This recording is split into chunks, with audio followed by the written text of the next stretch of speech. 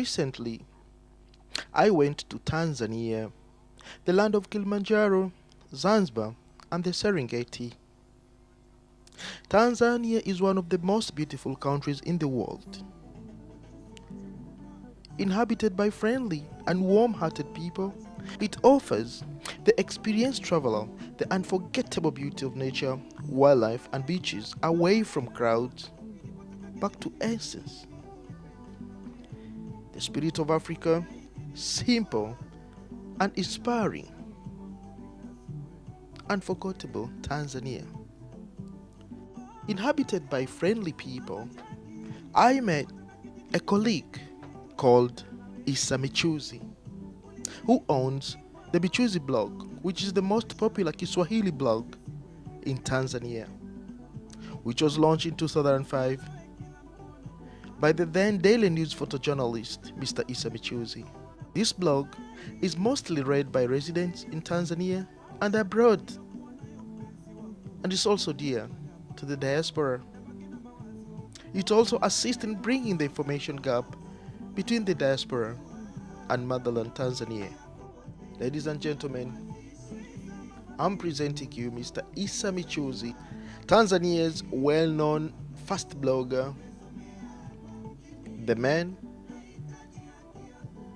the journalist, and prospects for the future.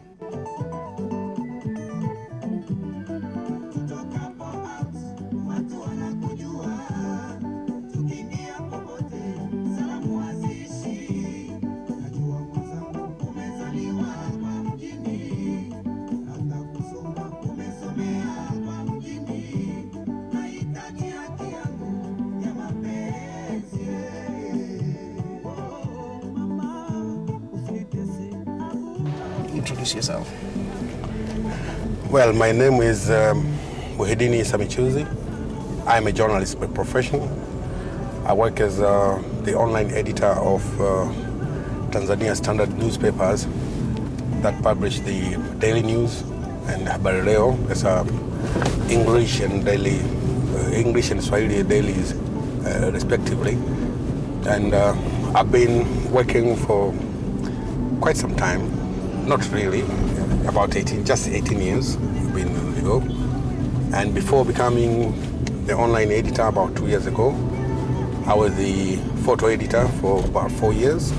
And before that, I was the chief photographer of the same media for about 7 years. Before that, as usual, I was a cab reporter. Before that, went to college. Before that, to school and everything. So, in a nutshell, that's me. Now, take us through the life of a journalist here in Tanzania or Dar es Salaam in particular. What is your life? Interesting. Well, that's the best I can say. It's very interesting because we are, it's a potpourri of circumstances, or I can say a cocktail or a mix of circumstances. I can't answer you in general terms. The best I can tell you is that journalism in Tanzania is very interesting. It's very interesting because there are many schools of thought. We have a mainstream media. We have, well, I'm not very comfortable in calling them like gutter press, but we have tabloids. We have plenty of tabloids, and also we have different kinds of readers. Therefore, it's a mix-up, a very interesting mix-up. So, a life of a journalist is trying to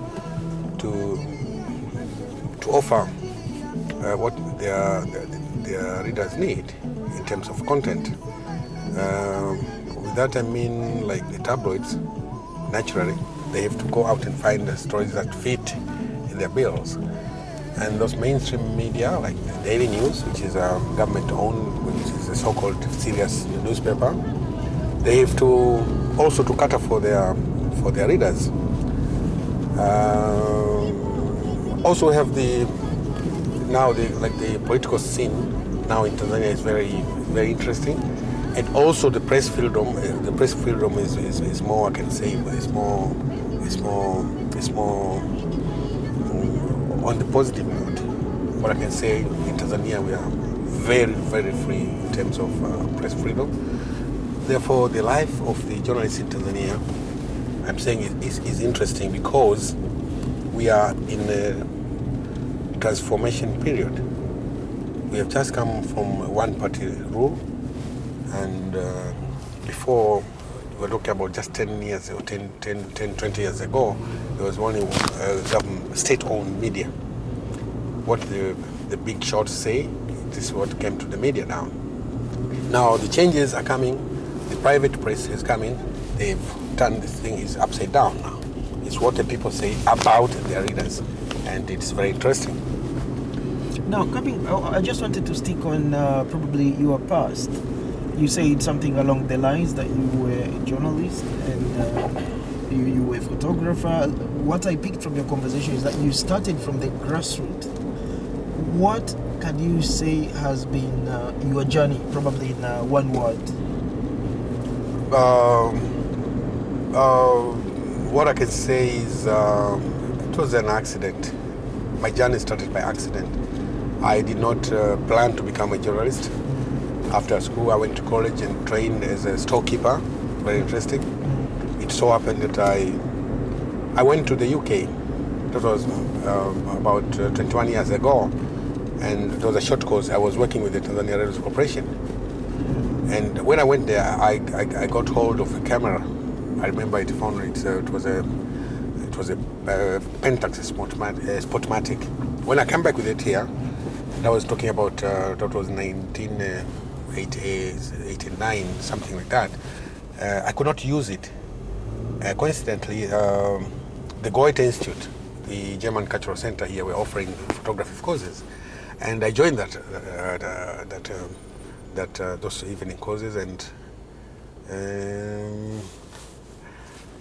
the tutor, Mr. Mweuka, was more journalistic than as a photographer. Probably I'll have to stop you. From your journalistic point of view, you can look at that car. It is a government-owned car. It's stuck right in the middle of the road. What's your comment on that? About the... They are pushing that car. It's Dar es Salaam City Council. That is Dar es Salaam. Dar es Salaam, not Dar es Salaam. Tanzanians are quite unorthodox in many ways. So don't be surprised. You should be not surprised in anything in Tanzania. Don't be surprised. You went to, you say you did a course at the Goethe Institute. So the German Cultural Center, and I went to, it was a 1-year course, evening classes of course. I was working with the Tanzania Railways Corporation as a storekeeper, sorry. And during the courses, our tutor, Mr. Tom Mweuka, he was working with the USIS, United States Information Services, but they were using the Goethe Institute at the IPS building in town. And what he was teaching us was more of a journalistic kind of thing than photography, because he was teaching how to think as a journalist. So I developed an interest and started going practically into photography, but with those training in mind, I found myself attracting a number of newspapers because they started seeing my pictures. They offered me a job. Actually, I was offered a job by the Daily News. I did not go ask for it. They asked, they say, you've got potential, why don't you join us? As I tell them, but I have not gone to journalism school, how can I said, don't worry. Those days, now just coming back to your question about journalism in Tanzania, another interesting thing. Before, you were not going, it was encouraged that before you join in the press to become a journalist, then you spend 2 years, about 18 months on the job as an apprentice. Yeah? 2 years. Then, before then, you were not just like it is today. You come straight from college, you go to media, and you start working. even covering the president on the first day of your assignment of your job. But then you go, you spend 2 years on the job, and you decide, is it a job for you or not? Even your employer will think, are you fit for the job or not? Then they start taking you to college. That was happened to me. Okay, what I wanted to understand now is you as a camera person, which you could call your strength, and presumably you'll be able to tell me what is the best equipment that you ever used as a cameraman. My best equipment is a camera. I don't. Of course, I do prefer some certain cameras. Like I used to use Pentax. I went to Canon. Now I'm on Nikon. Now it depends on. Now I'm on Nikon, and but my best camera, I always keep it at home. It's a Canon 5D EOS 5D. It's a SLR, single lens reflex. It's a very sturdy camera. It's very professional. I like it very much. It's Canon 5D. And what is the difference between these equipments? Is it color resolution? Is it the shots? Is it the weight? The first is the speed, the f-stop speed, the amount of light that it absorbs, to put it lightly. A camera's strength lies on the speed of the lens, not the speed of capturing the image or what. It's the speed of capturing the light. So we have like here we're talking about, when we're talking about speed, you just inside the lens. This is 1.35. Okay. Now we have lens of Canon, which is very expensive. Instead of 1.35, we have 1.2. So it's more flexible when it comes to low light situation conditions, and the speed also gives you advantage to capture very good shots, I can say. Yeah. Now let's come to the issue of your role as a person who is dealing with new media at your workplace. What has been the journey? Can you take us through the journey from the print, when the newspapers in Tanzania started, from print media, now we are in new age media, I mean, including the web and the blogs, and can you take us through that journey which you think your paper has gone through? Our journey that our paper has gone through is not very, very long, but again, very interesting, because up to now, not many believe there's anything like new media. Yeah, because many people think about covering a story now and thinking of publishing it tomorrow. And the process is a bit slower than other parts of the world. My journey as me personally started in very interesting 2005. I was covering the Helsinki conference in Helsinki in Finland. I was accompanying Honorable Jakaya Kikwete, then foreign minister, and I was one of the journalists from Tanzania covering the event. It was about a 12-day event. Went there. As usual, we journalists or press people, we kind of fraternize. So in the press room, there was this guy called Ndesanjo Macha. He's a Tanzanian living in the United States. Now, what happened is, initially, I didn't ask anything. There was nothing to ask about where are you coming from or what are you doing. We don't have that culture in Tanzania. But after 2-3 days, he was sitting there at his desk, and he's sitting here on my desk, writing for the Daily News, and he was writing, I don't know for whom. So I asked me, what are you, which organization are you representing? And he said, I'm representing my own organization. What do you mean? He said, I'm blogging. At that time, frankly, I didn't know anything about blogging. And I said, you're blogging? So what do you mean? I run a blog, and that blog is the one that attracted the organizers to invite me to this conference from the United States of America to Finland. How so? So he started telling me what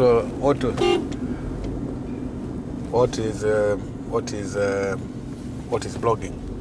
I was so fascinated by this new media. Okay, I knew about internet, I knew about the websites, and then I go through them a lot, but I never thought about blogging. I'm talking about 205, not very far. So I asked him, is it possible for me to start up a blog? He said, yeah, why not? And I asked him, how much does it cost? He said, it's free. So now, yeah, it's free. Do you want it? I said, yes. So he started showing me how to start a blog. That was my first post was on, I remember clearly, it was September 8th, 2005 in Finland. If you open my blog, Michuzi.blogspot.com, go back to the archives, September archives, the first post you see me shaking hands with Sanjo Macha. He's the one who baptized me into a blogger. And since that time, I became interested in new media because I could see a lot of things out of it. The immediacy, the interaction between the audience and the author. For the first time, I could see a media that allows you to answer back, allows the reader to answer back. It's different from this traditional media and what has been written in newspaper. That's it. So, well, it's even a public media because that is a journalistic media. How can you call it a public media when it's one-sided? Now, I think public media is a new media. It's a public media because there's two-way traffic, and you won't believe it. Now the readers are writing more. Maybe more. One day they'll be writing more than us. We just become like administrators of the vehicle that is carrying that news. So my interest got bigger when my blog started to grow gradually, and it grew first because it was the first photo blog in Kiswahili. You see, it was the first at that time, and also it was the first that people in the diaspora could associate themselves with what's going on at home. You see, so it instantly became popular because when I got back from Helsinki, I started taking very simple things, taking pictures of scenes. This is Dar es Salaam, this is Mbeya. So there are people there who've been living there for maybe 10 or 11 years. They've never been to Dar es Salaam. Now they see new buildings, new roads, new areas, something like that. So it got popular, combined with a lot of events that took place at that time. When we were, I was fortunate to go again with Honorable Kikwete. This time as a president in 2006. I went with him to New York to cover him when he went there for the first time in the United Nations General Assembly. The first time as the president of the United Republic of Tanzania. I was fortunate to accompany him there, and when we got there, I was so excited, and well, I posted a lot of things in my blog, and many people saw firsthand what's happening in there. But the big thing is, unfortunately, there was a homicide. 2 Tanzanians were killed there, and I reported instantly, and everybody was talking about it, and that was the turning point of my blog, because that news spread all over like wildfire. 2 guys, two friends were murdered there in the United States, and I was there. I reported it on the ground. So people were saying, this guy has died. How did you know? I said, the blog of Michuzi. So people spread the word. Now, you seem to be very well connected, both as a journalist and a blogger. Now, do you look at, probably critics could say that it is out of your connections that has made your blog successful than your hard working? Which is which? Well, I just give them one word: passion. I'm very passionate to do whatever I'm doing. Actually, I just started getting bored with photography. I became so somehow popular because of my photography, and I can say I hit the top, and I got bored. I was looking for some new avenues, and here it came. At that time when I started, I was not thinking of turning that thing into something big deal, and it took me 3 years to realize, hey, this is it. So let me say no, because I became popular. My blog became popular because I was popular, and people could identify with my blog with me because they knew me before then. Now, that brings in the issue of I've spent almost 1 week with you now, following you around. I'm seeing that you are one of the most popular person in town. I'm saying that from the fact that I've spent also some time with other people who are in town, but I've not seen anybody who is very well known in this city than you. What do you think has been the secret of your success here and popularity? Not allowing any so-called success into my head, and also starting every day as if it's day one of whatever I'm doing, and maintaining that thing, which is very hard. Being, as you say, popular as you are, it's very hard to compose yourself. It's very hard. I never allowed that to come into my head. I respect my job, I respect people, and also I have passion in whatever I'm doing. I'm a perfectionist, if you can tell, if you can say it. I like things being perfect. So that's it. I don't see anything else. Now, there are so many bloggers in Tanzania. There are so many. I have a head start, you can say. I have a 3-year head start, because most of the Tanzanian blogs you see have been starting maybe this year or last year. But I've been there for the last 5 years, and I never went back. That's first. The second is being a newsman, and people like to get news. And being a newsman, I have this advantage of getting the news first, and I'm fast to disseminate them, and also the language. That's in Swahili. The language that I'm using there, you can't find it anywhere in the dictionaries or anywhere. It's my own kind of language. It's kind of easygoing. It's not a formal language. People like it because after reading all the serious stuff, they kind of think they deserve to get something lighter. So I report serious issues in a lighter way. So there are many advantages that I have against others. Now the others are their disadvantage is, first, they came late.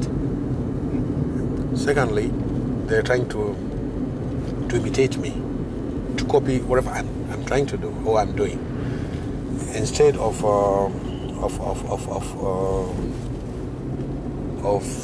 appreciating the fact that I'm a newsman and I'm closer to the news than them. Now they are not newsmen, they are not journalists, but they start a blog and try to put news in their blogs instead of, let's say, issues or about their personal lives or anything interesting other than news, because blogging is not all about news. Actually, many blogs in Tanzania are about news. They are not about issues. Very few are talking about issues. Few are talking about personalities. All of them are doing news. Now, you are starting a blog today in Tanzania that's newsy, which is half-cooked, and most of them is copy and paste. And most of them copy and paste from Michuzi blog. So people say, why should I go to your blog? Well, Michuzi has it, or you're just copying. Why should I come to you for doing something that you have copied? Why don't you go to the original source? So there are many disadvantages that are contributing this, but mostly it's because I had a 3-year head start. Now, the Swahili-speaking people, most of you are bloggers, most of your readers who have spoken to, some of your readers that I've spoken to, who are good Swahili speakers, they have been critical. They say that you are distorting Swahili, you are destroying Swahili, you are bringing new words in Swahili. For example, wadau, libeneke. Do you agree with that criticism, and do you think you are doing the right thing? And how did you come across these words anyway? Criticism in anything like this is a very interesting question. Actually, I like that question. First of all, we Tanzanians are overcritical and know everything. You see, that's why it's even hard to try to convince them that what I'm trying. This is not a secondary school or a college or what. It's a news. It's a news outlet. Yeah. What I'm doing here is disseminate news. How? That's the style. My style. So that the message gets there is like calling coming up with coining a lot of things. Even wadau, if I can tell you, wadau there's nothing like wadau.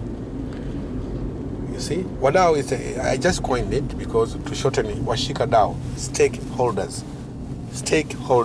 is washika dau. Now, I just came up. I don't know how it came. I just said wadau, so people just got it, and everybody now is talking about wadau. Libeneke means like a struggle for better life, or a struggle for doing something better for whoever you're doing, do it better. So it was in a very old song, Tucheze Libeneke something. So when I started blogging, I used those words. They just came, and I thought they are fitting because people are tired to being straight reading all these official versions of things. So why don't they come with something lighter, something entertaining, something that they won't forget in a hurry? So I don't see any reason of these guys being critical on me, because my aim is not to teach people. I'm not a teacher by profession, and that is not a college or an educational institution. Though I appreciate their concern that I'm what I say, I'm spoiling, and now who's building the only? What is Kiswahili anyway? People tend to forget that we have borrowed about 61 words in Arabic words, about a number of words in German, and we are still growing. It's a language that is growing. Instead of criticizing me, I think they should thank me for coming up with alternative words of Kiswahili, which is very poor compared to other languages like English. So I think they're being unfair. Now, I know there are so many young bloggers upcoming and watching this program now. They might be back home in Africa, or they are abroad as well in diaspora. Because of the tempo that you have set, or the standards that you have set, what message have you got for them? Come again, please. Yeah, there are so many bloggers watching this program who wanted to emulate, to do what you're doing.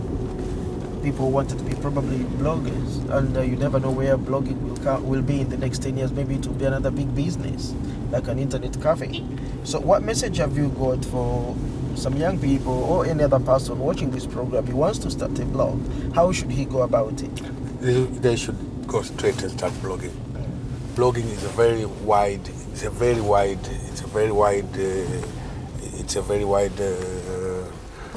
media. And it's not only about blogging. We have podcasting, we have blogs, video blogs. We have like blogging. What I can tell them is believe in themselves. They should see or try to gauge the demand of the many millions of listeners, millions of readers out there. What are they lacking? So they should delve into that. They should fill the vacuum of what readers are missing. We are not talking about the general news, like the president had done so and so, or this country has done so and so. No. The general news is, let's say, news from your home, at the family level. What people are eating, what is their favorite dishes, what is their something like that. Nobody's blogging about that. Nobody is blogging about Tanzanian cuisine. People like to know about mtori. People like to know about jirambe. People like to know about a lot of things. Drinks, traditional drinks, or dances. I wanted to touch on an issue which I could call sensitive in Tanzania terms, because most of the people you talk to, both local and international, who are Tanzanians who visit blogs, they are now a little bit skeptical about blogs because they thought that blogs intervened on their privacy. Especially, I wanted to talk about the Utamu blog. Have you been a victim of such accusations here, and how do you think you're going to clear the image of bloggers? Well, that's what happened about the blog that you mentioned. I can classify it as unfortunate. It's unfortunate because many Tanzanians became exposed or became introduced to blogs through that blog that we've just named. Therefore, they became skeptical because they thought blogging is all about that, character assassination, about infringing upon people's privacy, and all the negative things, which is not the case anyway. Because by the time that blog we are talking about, we had about 180 blogs in Tanzania. And it's only one that was doing that. So people became skeptical because few even knew that there were other blogs as well. They just know about, let's say, Michuzi blog and that blog. I don't want to mention the name. And Tanzania is not an exception. Internationally, bloggers and blogging has never been a very good bedfellows with the public and mostly the government. As you know, in the Far East, blogging is very restricted, and in the Middle East as well, where we have most bloggers coming from, and here in the whole of Africa, if you have not heard about it, but Amharic, the whole of Africa is the most bloggers are coming from there in Africa. Now, but they're not popular. Okay, for here, that blog that we have mentioned was not. It was infringing upon people's privacy. It was filthy. It was not the best blog that one can write home about. But still, not only blogs. Tanzanians, we are a bit shy into embracing the new media. It's not only blogs. I work as I know what I'm talking about because I work as the online editor of this major newspaper. There are some newspapers who think that we are wasting time. Why should we have an online department? Why do we spend all that money?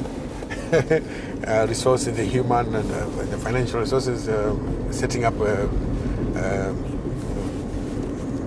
website unit or the online unit.